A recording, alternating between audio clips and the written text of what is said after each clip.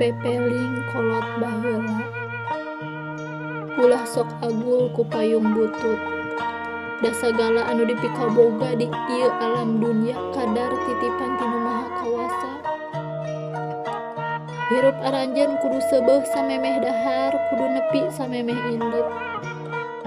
Di dunya mah dan mawawangan, anging Allah nu ngusik malikeun. Kade kudu ngaragap hate batur ari nyarita, ulah ngeunah maneh teu ngeunah batur. Harta banda ukur titipan, kade poho syukuran kanu Maha Kawasa. Omat tong ngalalaworakeun kanu jadi kolot, sabab indung tunggu rahayu Bapa tangkal darajat. Lamun aranjeun boga rejeki kudu bisa ngeureut neundeun, meh isuk jaga ninggeto teh teu salangsara. Jadi jelema mah kudu jujur jeung hampang birit, meh loba anu mika resep, loba anu mika nyaah mika deudeuh. Kudu bisa mihapekeun maneh atau cing bisa mihapekeun diri. Tata titi duduga peryoga.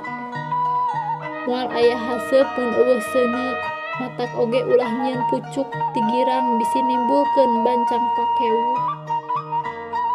Kudu boga barang sorangan, kade ulah agul ku barang batur.